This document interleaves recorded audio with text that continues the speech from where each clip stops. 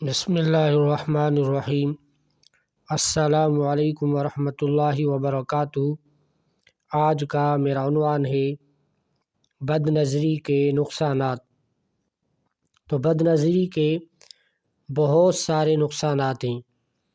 ان میں سے ایک یہ ہے کہ جو آدمی بد نظری کرتا ہے وہ اللہ کا نافرمان بن جاتا ہے، کیونکہ اللہ تبارک و تعالیٰ نے سورہ نور کی آیات میں بد نظری کرنے سے منع فرمایا ہے، اور وہ یہ آیات قرآن پاک یہ ہیں: قُل لِّلْمُؤْمِنِينَ يَغُضُّوا مِنْ أَبْصَارِهِمْ وَيَحْفَظُوا فُرُوجَهُمْ ذَلِكَ أَزْكَىٰ لَهُمْ إِنَّ اللَّهَ خَبِيرٌ بِمَا يَصْنَعُونَ وَقُل لِّلْمُؤْمِنَاتِ يَغْضُضْنَ مِنْ أَبْصَارِهِنَّ وَيَحْفَظْنَ فُرُوجَهُنَّ۔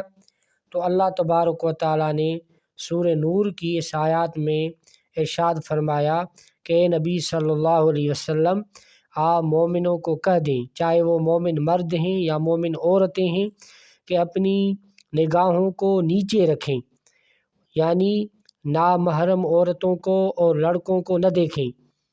تو جو لوگ، چاہے وہ مومن مرد ہے یا وہ مومن عورت ہے، اگر مومن مرد کسی نامحرم عورت کو دیکھ رہا ہے یا کوئی عورت اگر بد نظری کے ساتھ کسی نامحرم مرد کو دیکھ رہی ہے، تو وہ جو مومن مرد ہے اور جو وہ مومن عورت ہے وہ اللہ پاک کے اس آیات کی مخالفت کر رہے ہیں۔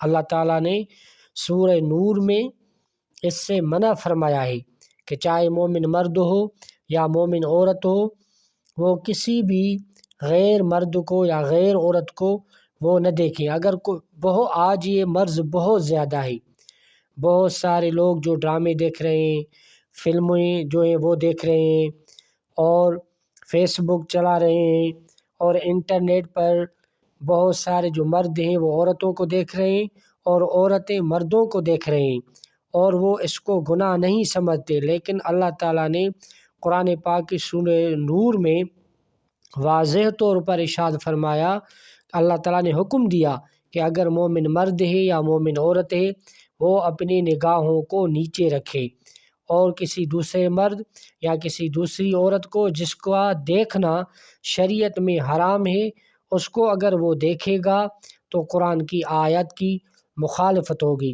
اگر قرآن پاک کی آیت کی مخالفت ہوگی تو یہ اللہ پاک کی نافرمانی ہوگی۔ تو یہ بہت بڑا گناہ ہے، اور بہت سارے جو افراد ہیں، آج کل جو لوگ ہیں، وہ اس کو گناہ بھی نہیں سمجھتے۔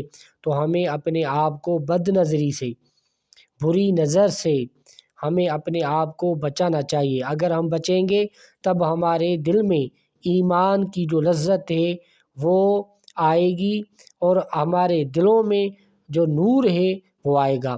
اللہ تعالیٰ سے دعا ہے کہ اللہ تبارک و تعالیٰ ہمیں بد نظری سے بچائے، اپنی نافرمانی سے بچائے، اور سورہ نور کی اس آیت پر اللہ تعالیٰ ہمیں عمل کرنے کی توفیق نصیب عطا فرمائے۔